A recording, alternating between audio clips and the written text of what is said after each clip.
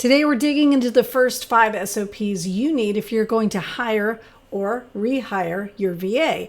These are the exact same systems I use in my own practice, so bottlenecks don't happen, tasks don't disappear, and I'm not stuck re explaining the same things day after day.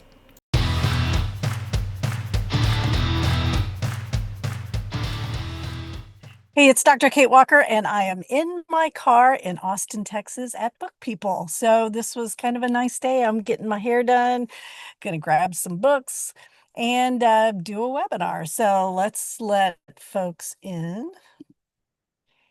And I will take a minute and pull out the chat so I can see your chat. And remember, if you want to comment or anything, just remember you'll be on the recording, and I will hit pause on the recording at the very end if you want to wait for that. Otherwise, hey, glad you're here, and I will keep an eye to see who else wants to join in. And there we go. All right, now I can see everybody and everything. All right, so today I'm talking about specifically SOPs, standard operating procedures. Now, these are good whether you're going to hire a VA or not.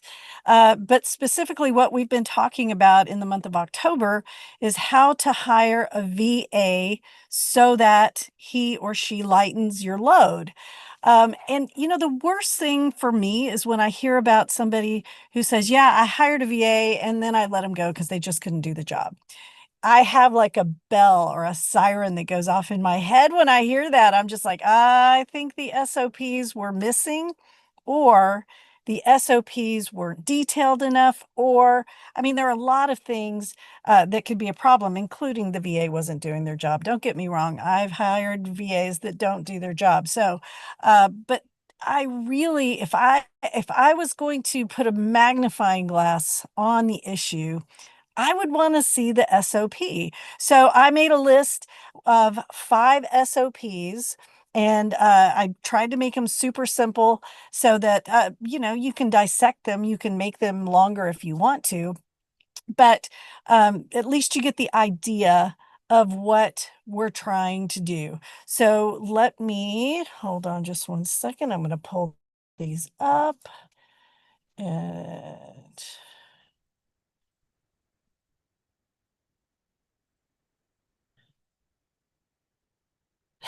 I should have pause music.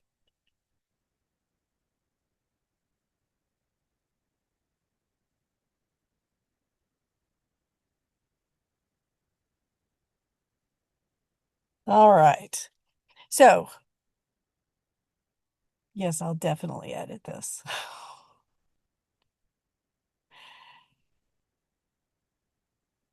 Okay. So number 1 is communication.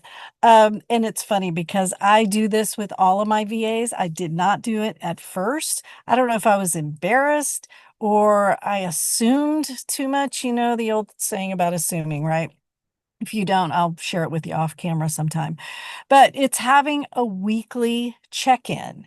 Now, with Zoom, it's amazing how Zoom has helped this process with me because you can turn on the AI. So what I do when I schedule meetings with my VAs, I have 3 VAs right now. I set the meeting and then I have a Trello card for them. Of course, I have a Trello card. If you know me, you know I have Trello. So in the Trello card, I look at last week's meeting. I copy paste everything from that meeting, all the notes, and I put it into the new card for today's meeting. And then this is still me before the VA ever comes around. I go through each thing on the list and I strike through the things that are finished. So we have a visual of what was talked about the week before and what we're trying to accomplish. Now, you may ask, well, where did I get those notes? I get them from AI. So when AI takes the notes, so at the end of this meeting, I'm going to have an AI transcript. Well, it's the same thing with my meetings with my VA. I don't have to worry about remembering things. I don't have to worry about my VA remembering things because we have a Trello card. We can take or I take the AI notes and I just copy paste. Now, we do a little small talk at the beginning, so AI likes to remind me that I talked about my kids or they talked about their vacation, and so I do skip through all of that. And I say on the Zoom meeting at the end, I'll say action items. Here are the action items from our meeting, or as we're talking. So let's say we're talking about content for December, or we're talking about the Step It Up directory plan for January. I will say while we're in the middle of that conversation, action item for Kate or action item for Jamie. And AI picks that up and it'll give me a bullet point. So at the end of the meeting, when I hit end on that Zoom call, and then I get an email that says, okay, your AI assets are ready.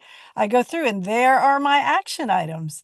I copy paste that into the Trello card and there go our miscommunications, right? They're not going to happen because they're in plain sight. So one of the things I learned, and this was actually from a book that I read, is to always end a meeting 10 minutes before the top of the hour or 10 minutes before the ending time and review, take time, hit the end button and take the time right then to get the information and put the notes in the Trello card. Don't trust yourself to remember the following week. So here are the SOPs. Number one, schedule a recurring check-in. Number two, use a shared agenda. And so I use Trello. I use just a simple Trello card. So on our meeting before the end, I always check and say, okay, when are we meeting next? Because again, AI is going to pick that up. And I make a Trello card immediately. So there we go. We all know in Trello, because I share that board, our next meeting is November 5th or whatever. I always start with so this is number three. I say, okay, what would you like to talk about first? Because if my VA has been sitting on something, they're stuck in some area, maybe they haven't reached out and they knew they kind of should, that's what I want to start with. And then again, number four, I'm going to end the meeting by saying out loud, okay, here are the action items. Some people call that what are our priorities for the next week, but I don't like to say priorities. That's like telling my kids and my husband, hey, the house needs to be cleaned. That's a priority. No, no, no. I want action items for each person. If my VA cannot go, and this happens a lot, I hear about this. I think this is sometimes why VAs get fired. If my VA is stuck because I have to complete an action item and I forget, and then I get frustrated because my VA didn't do the job, and then I look at my notes and I'm like, oh no, I was supposed to do this first. Like I was supposed to send them a login, or I was supposed to send them content before they could edit it and make the blog, right? That's the kind of miscommunication this SOP will avoid. And then, of course, you want to make sure, number five, I'm not going to send them a summary. I'm just going to make sure that they can see that Trello card. All right, so that's number one, communication, communication, communication. All right, this number two SOP is creating a task card, Trello, I'm just going to keep referring to Trello, slash template, and helping them understand why it's important. So, for example, all of the trainings that we do, all of these group coaching every Tuesday, it's really, really important that we get those processed for the following month.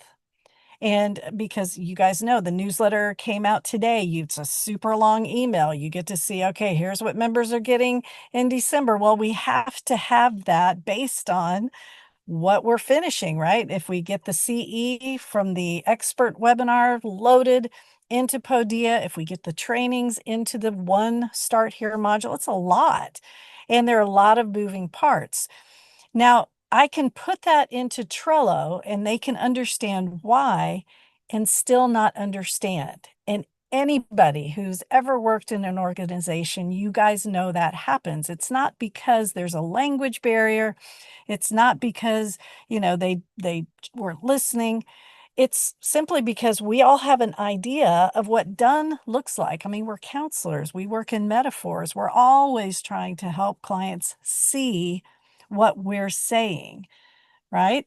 So using something like I talked about Loom, Loom, or voice memos, or there's another app called Marco Polo, where you can have your VA say back to you what they understand. So you can put the project into Trello and you can tag them and say, hey, I need you to send me a voice memo or a Marco Polo or something, a Loom, make a quick Loom video and tell me what you think I'm asking you to do. So it's a check for understanding. And then the very first time you do this task, so if you're giving them a brand new task, I want you to make a Canva cover for my individual therapy uh, product. I call therapy, sessions, those are products.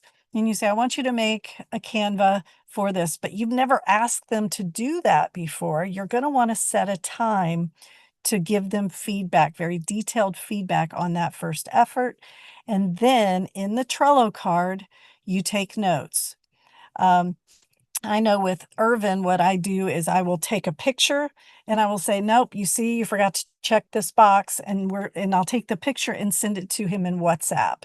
So the three or the four modes of communication I'm talking about are voice memos, and you can just hit send on those, WhatsApp, Marco Polo, which is a face thing. It's kind of like FaceTime recordings, which that's great too. And I'm sure there's stuff that I'm not thinking of. And Loom, Loom, which is nice because they can show, like they can actually do a screen share and record that. So they're recording their screen. Okay, this is what I did. I went here, I clicked this button, I put that in, and you can get that Loom and say, oh, no, no, no, I see where you're messing up. Okay. So I think I showed you guys last time the Trello card that I share with Irvin, and I'm going to share it again, maybe.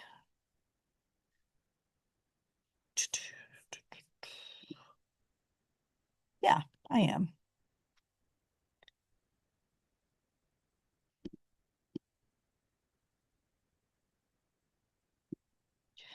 And I'm going to show you exactly, you know, how this works. So let's say, okay, so processing online course, that's where it goes when it starts. It's processing. All I've done is I've just put a bunch of junk into it. I've edited a video. I've given the information about CE hours. There's an evaluation link. I know those aren't showing up. There they are.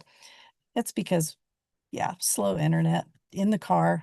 But then they'll have the video and there's a transcript. So there's a lot of information in this, including, and if you remember last time, I create a checklist and each checklist has a quick little video that I've made. So, a lot of people, I think they think, okay, that's enough. They should get that. If that was me, I wouldn't get that. So Irvin and I have learned to move things. So here he may slide it here, set to hidden, Kate check. And then he'll go in and he'll tag me. And this is where he tagged me. I put 7 questions. That's great because it's a 90-minute CE. And so I'll check it. And then if there's something wrong, I'll slide it back and I'll tag him. And we may go back and forth and back and forth. And then finally, if it's Kate approved to publish or add to the spreadsheet, then Irvin can take the next step. But we're tagging each other, we're visually moving things back and forth. I'm taking pictures, I'm sending him things from WhatsApp. So having a VA doesn't mean, especially in the beginning, that you can take your hands off. All right. So that brings me to the next SOP, which is kind of this onboarding. Onboarding can take some time, and here's why. If you had a job that you only gave 10 hours a week to, and some of you, you only want a VA for about 5 hours a week, that's 1 hour a day. I know a lot of us think, well, they're going to just devote 5 hours or 10 hours to it in one day. No, they're not. They're going to devote 1 hour here, 2 hours there, 3 hours there. So what happens is that information, as good as you've tried to package it, gets lost, as it would with anybody. So from day one, you want an onboarding SOP where you share what it is that you do, why it's important. If you have any kind of policy and procedures, that's great, but what's even better is to give them like a list of logins. We talked about LastPass. We talked about maybe giving them their own email. I know that's maybe something a lot of you aren't sure how to do, but if your VA has to communicate with someone outside your organization for any reason, and they're sending it from their personal email, you can't check that. I mean, you also cannot you can't check that. Sorry, I had to restart my car. You can't check that. And also, if they get sick or you do have to let them go, you can't intercept that email in any way. They have all those emails, it's still going to them. So if you have a domain name, you can set up an email. If you have a Google account, you can set up an email with your domain and share that with them. So giving them a packet with logins through LastPass or whatever, and I'm going to stop the share.